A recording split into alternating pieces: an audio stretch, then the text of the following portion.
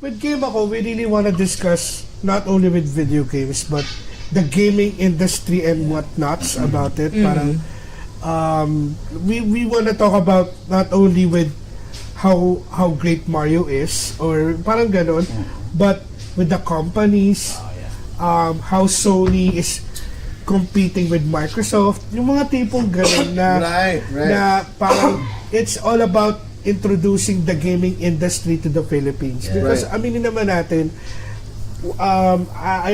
lahat naman yata tayo namuhay sa pirata dati.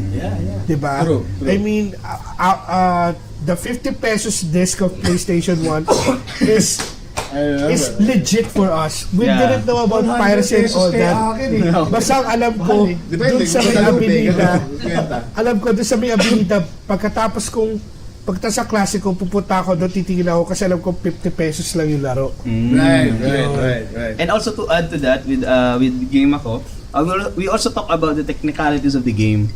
I mean, about the resolution, about the performance, and how developers manage to produce this kind of game in that aspect. For example, this game supports 4K. At 60 frames per second, something like that. This game's technically not supporting native 4K resolution, but a checkerboard, most something like that. Most jargons on graphics or in technicals. We also talk about that on our podcast. Actually, not only that, but just to add, we also talk about yung effects of gaming. Lalo na pag sa families, responsibilities of gaming. Because there's a lot of gamers out there na tinatawag natin na medyo cancer. Tinatawag natin na cancer. There's a term for it eh. Kasi of course, yung for example, when you play MOBA games, marami ka marinig. Because it attracts negative people. It has negativity in regards to gaming. And of course, as GameAko, we want to also show them, not only the gamers, but also the parents of the gamers, and those who have different perspectives on gaming or negative perspective on gaming, that gaming is not really just us playing. It's also, like for me, it's a stress release for me, and some people use this as their daily routine. Kasi I have a streamer friend who's a breadwinner, and she's also contracted. No, she does this every day just so makakuha sila ng sweldo, and yun yung ginagamit nila for their everyday needs. So that's sobrang daming aspects in gaming that people do not know, and as GameAko, we'd like to share them with everyone as well. That's right. And to add to that, we also want to change the image of Filipino gamers to the international community, because alam naman natin, let me just share this lang. There's a story I heard that there's one particular group in an MMORPG where they don't want Filipino members. Why? Because Filipino gamers are toxic. So a toxic keyboard warriors. We want to change that. We are hoping that we're doing a good job, but we still want to continue that legacy that, hey, we're not cancer gamers. We not all of us, by the way, not all of us are. We are not only contained by League of Legends, by Dota 2. We also do now console games. We also do now variety of games. So that's why whenever international viewers are coming into our streams, we welcome them. Like, hey guys, I even use Google Translate to, Bahasa Malaysia. Even in Portuguese, we have viewers in Brazil. They commenting on Portuguese, so we copy paste it, translate. Translate. And that's true. I mean, just to contribute to that. I mean, the whole idea of Banahaw Boys right now and Pop Mug podcast is to develop that community and create a welcoming community, not just for gamers but also for Pinoy artists, the entire geek nation in the Philippines, and to create that open community. True. I did a video before, and it's on the page, and it's the 5 reasons why Pinoys are so bad at gaming. It's because of not really of the skill, it's really of the behaviors that we have. Those underlying behaviors that we have, and we try to remove it. We try to eliminate that, and what you're doing is really good. That's what we need. Is to create that just open. Just to give an example, you mentioned behavior. So of course, being a streamer, marami kang mararanasan na you will be having bashers. You know, some people will watch your stream and will say, no, negative things, negative Kanina lang, comments. di ba? Kanina lang, magkaroon. Oh really? Yeah, Really? yeah. What happened? What happened? Yeah, anyway, Rob was streaming and I was reading the comments and yun nga, someone said, gusto ko mag-concentrate sa game ang iingay nyo, gumanon siya. And of course, all of our streamers, sobrang thankful kami for all the streamers. Talagang they met that basher head on. But of course, for GameAko, We don't want that. Oh, we don't want that kasi it's negativity. So, the message we're sending out was, guys, hayaan nyo siya. Relax. Baka lang kasi gusto niya lang makita yung video. So, I told him, sir, you might want to mute it na lang. Tapos, you can just watch it na wala ka naririnig. Right. So, you know, it's the positivity of everything. Positive comments, kahit may basher doon, Totoo. you meet them with positivity. Yes. Kasi, Still, even they're basher, they're still our viewers. yeah. Right. And also, if you do that kasi, We're also thankful to them, to be Yeah, honest. you have people who hate you. had You a still lot- thank them for we it. had a lot of bashers that became solid Sole supporter. Yeah. Right. You know what I always say is that you kill them with your kindness, but Yeah. you win them over with your wit. Yeah, And that's a exactly. very good way of doing it. And that once you win over an enemy, those are going to be your strongest allies. Kasi ibang content creator din, they clash on their Oh, viewers. oh, That's the that's a problem is. no-no for us. They show aggression. Oh. Oh yeah. I That's- once that's saw the this thing that one they guy want. from Twitch, Mhm. and he didn't like what the comment was. He started, hitting on the guy, and didn't ban him though, but started to Yeah. run his mouth on camera. If we see comments that are too very harsh, sobrang negative na, we just ban them. That's it. Hey, you kick him out of the stream, right? Yes.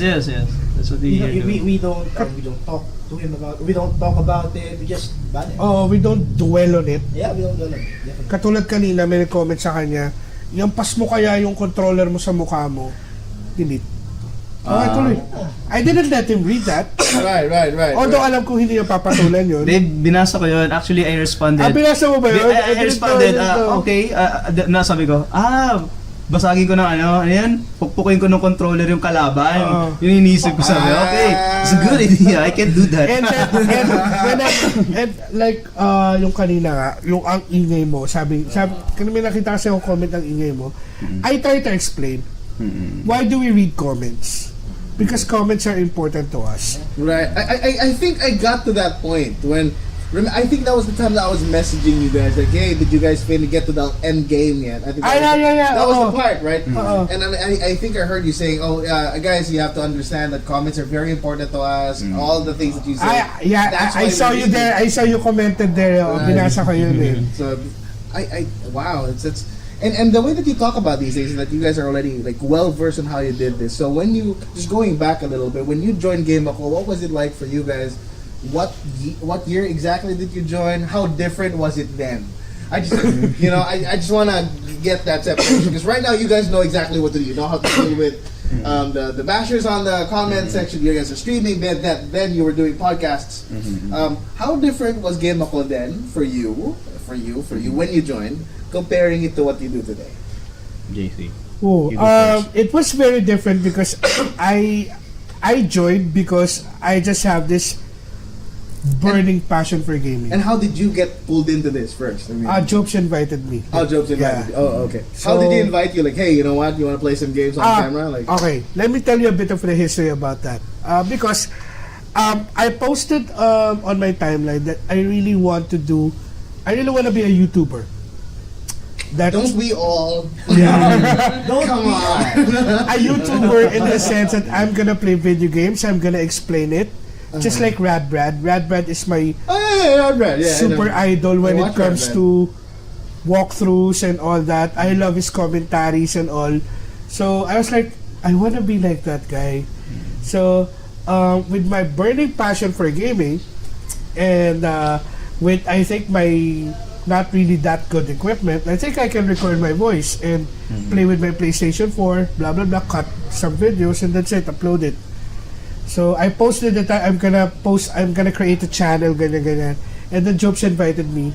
They wanna be part of GameAko. I was like, whoa, seriously? because I just watched him play Resident Evil 7 on VR. That's the first time that I watched him, and I was like, wow. I Then actually, you have a background with him right before the Yeah, I don't know. How did you know Jopes? Okay.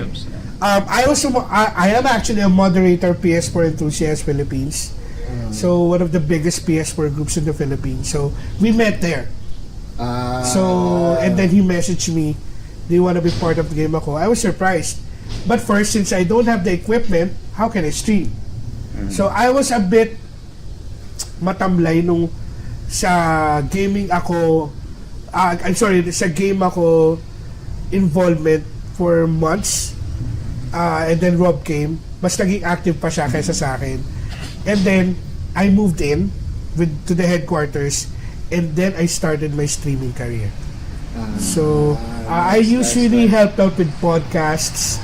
I tried streaming. It was different back then. It was really different. Like actually, the first time that we stream, we just don't know how to talk, how to explain everything. Yeah, you know. Minsan pa ano kami, nararattle kami what to do next. My BPO training didn't. I used to be a mentor to agents, so I know how to talk in front of people. Although I'm a bit of an introvert, but I know how to talk with people. I know how to delegate tasks and all that, to motivate, yada, to motivate the agents and all. I know how to do that. But when it comes to explaining a game, keeping the audience entertained while you're playing that game, you're not really that skilled.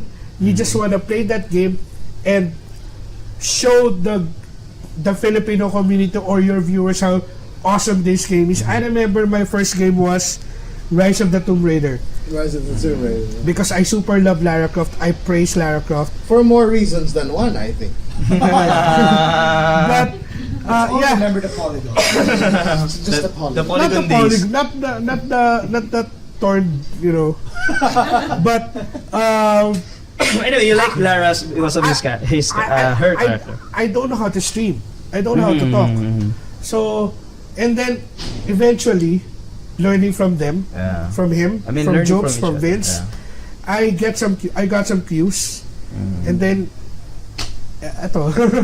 Nice. So medyo sanay-sanay na ng onte. But may mga times pa rin na talagang may dead air ka because you're really into the game. You just have to keep a check na, wait. I remember when I was watching your Darksiders 3 run. When you were, I think you were against, was it Greed? That platform, that bird. Yeah, I think he was getting pissed. He was fighting against Greed, and I kept asking questions, and I know he was trying his best to answer, but he just suddenly kept quiet. And I stopped asking because I think I pissed him off a little bit. No. Can you try to? I was trying to be a backseat driver, and he was trying his best to be nice and all that. And then I realized, oh crap, he stopped answering. He's trying to play right now. Like. For the record, I know you're commenting there. Okay lang yun. It's just that it's getting into me. Right. And it's so unavoidable really. If the boss is really hard, plus the pressure of how being did you on kill Steam. the thing, by the way? I mean, I never finished it. I got called back, and I can't I can't even remember. all that matters is Greed is dead. Yes. That's all that matters. You have to remember that streamers, tao din sila eh. Right. And when they're frustrated sa game, sometimes it shows on screen na hindi namin siya makikita. Dude, I remember his face. He was like, "Yeah, no, I was like, no, 10 minutes in, like, yeah, I did that. Yeah, 15 minutes in, I clocked it. 15 minutes. Yeah. Yep, that's JC alright. Yeah, my viewers know that. And then he does this. Turns his shoulder to the screen. He's like, oh, I'm not gonna ask him a question anymore. Yeah, my viewers know that if I'm really that serious na, His face turns And to a I was smiling, like- happy person. okay, nung panalo ka na, okay, game na ulit, game, Yeah, ganun. he has a smile on. Game na game. And then it melted into this. He's not talking. I don't know who the other guy was anymore. Like I don't know if it's Jopes or Vince. I think that's Jopes. it was another guy who was sad. Just was commenting on that. And he just doesn't talk to anybody anymore. Doing that, just doesn't talk to him. But that was good. That was good, man.